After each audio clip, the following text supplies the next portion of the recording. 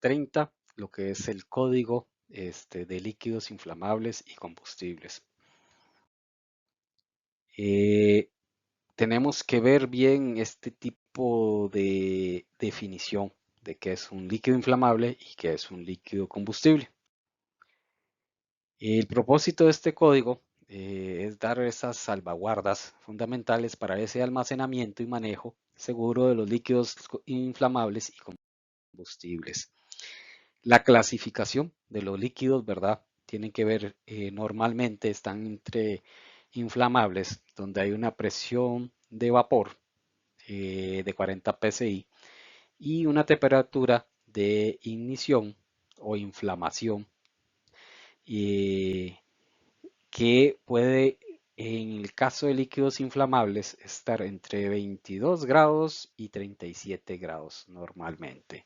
Mientras que en los líquidos combustibles, eh, ese prácticamente esa temperatura aumenta y va a ir desde los 37.8 grados hasta los 60 para la clase 2, de 60 a 90 grados, clase 2A, y por encima de los 93 grados, los clase 3B. La temperatura de inflamación es una temperatura mínima donde la sustancia comienza a emitir los gases para formar una mezcla inflamable sobre la superficie. Hay que tener claro que lo que realmente arde no es el líquido inflamable o líquido combustible, sino los vapores que salen de estos líquidos.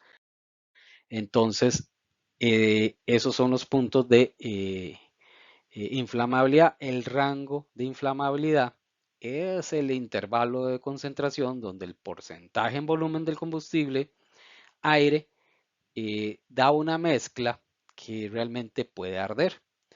Entonces, cuando tenemos esos vapores, vamos a tener esa concentración que en el caso de una gasolina va a andar entre el límite inferior de 1.4% hasta el límite superior que ronda los 7.6%. Ahí es donde va a arder ese rango de inflamabilidad, esa mezcla. Por debajo es una mezcla pobre, no va a arder, y por encima es una mezcla muy rica sobresaturada que tampoco va a arder. Entonces vamos a tener ese límite bajo de inflamabilidad, LFL, y tenemos el límite alto de inflamabilidad, UFL. Caso de la gasolina, 1.4 y 7.6. Por ejemplo, el hidrógeno tenemos desde 4% hasta 75%. Punto de combustión es la temperatura en la cual el líquido produce suficiente cantidad de vapor en la superficie para mantener la combustión, no una mezcla inflamable. La mezcla es donde prácticamente inicia, pero para tener ese punto de combustión vamos a tener de tener esa necesario esa cantidad de temperatura para poder mantener la combustión. En autoignición es esa temperatura mínima donde esa mezcla inflamable arde espontáneamente sin necesidad de una fuente de ignición. ¿Qué es la ebullición desbordante? O lo del boil over. Ok, eso normalmente pasa en los líquidos crudos y los líquidos combustibles inflamables, donde normalmente se da una emulsión, es decir, la presencia agua-producto en la parte inferior de los tanques. Y conforme se hace un incendio, se hace una terma en la parte superior y esa terma comienza a bajar. Cuando esa terma llega y toca el agua, el producto puede ser que sea 10 veces el diámetro, ¿verdad? Vaya a hacer ese boil over y puede llegar hasta una llama estimada de 335 metros de diámetro y 1800 metros de altura. Esa expansión, cuando esa terma toca el agua, va a ser una expansión en relación de 1 a 1700 veces, es del volumen. Es decir, por cada metro cúbico de agua se van a producir instantáneamente 1700 metros cúbicos de vapor de agua. Eso lo que va a hacer es el efecto como una olla de presión con frijoles, va a hacer que todo el producto salga por los aires y el incendio se esparza a varios cientos de metros o miles de metros alrededor del tanque. El rebose por expansión ocurre cuando una cantidad de espuma se rocea sobre el producto y lo que hace es que esa capa de agua comienza a tener eh, ese efecto flotante hacia lo que es el crudo o el líquido. Entonces llega y se rebosa el incendio, se rebosa el líquido que es superior y va a dar por fuera del tanque.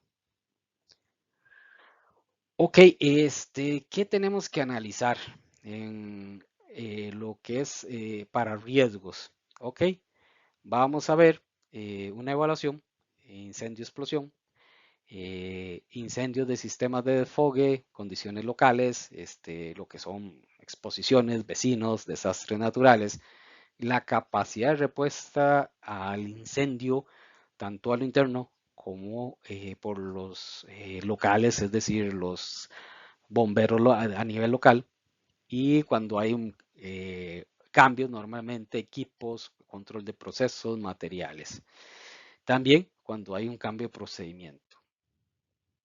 Siempre donde hay trabajos en caliente, va a ser como soldadura, cortes, merilado, requieren un permiso escrito. Tiene que ser una persona con autoridad que vea el procedimiento y que se vea que se cumplan las condiciones que se dice en el procedimiento. En la electricidad estática me puede producir una chispa en tanques, ¿verdad? En maquinaria, tuberías, prácticamente, por eso hay que tener todo puesto a tierra, una conexión puesta a tierra. Existe el almacenamiento en tanques sobre el suelo, pueden ser del tipo fijo o el tipo flotante, o el tipo fijo con diafragma interno. En fin, techo fijo es un tanque atmosférico con una pendiente menor a 16%, tiene una junta débil entre lo que es el techo y el cuerpo. Se sigue la API, la norma API 650. eh, Va a ser fusible el techo, prácticamente se desprende si hay un problema en tanque y se tiene venteo. La idea es mantener la integridad de las paredes del tanque en un incendio. ¿Dónde se deben localizar? Líquidos clase 1, clase 2 y clase 3A se deben localizar según las tablas de la normativa NFPA 30. Aquí lo que me dice, el diámetro mínimo, esa distancia para el tipo de tanque, si es un techo flotante, si es un techo fijo, me va a decir a cuánta distancia tengo que estar con otras vecinos, límites de propiedad, lo que es límite de lo que es el dique, límite hacia otros tanques.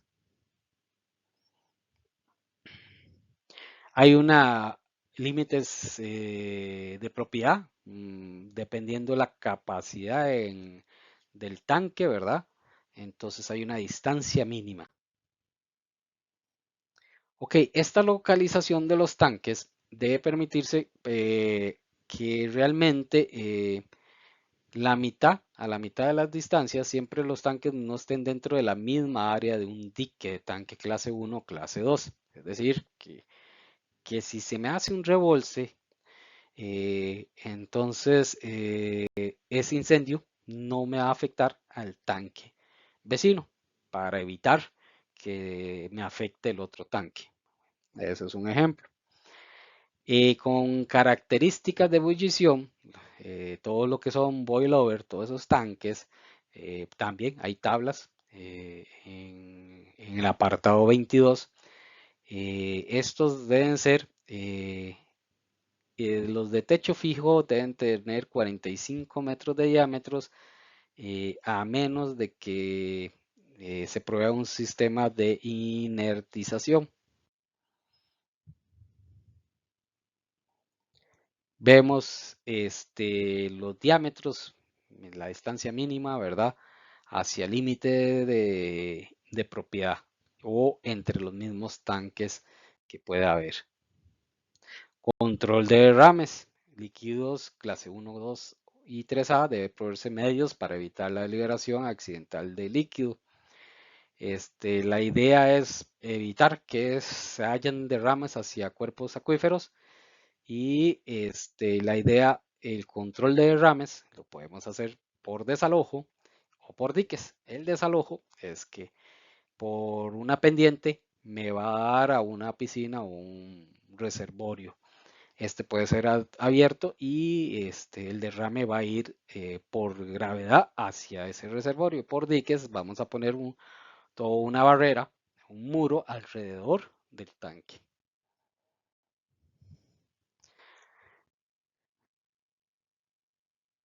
En diques la altura, ¿verdad? Promedio es 1,80 m, ¿verdad? Y la idea es que la tubería pasa eh, de, ojalá no traspase el dique, sino que pase por la parte encima.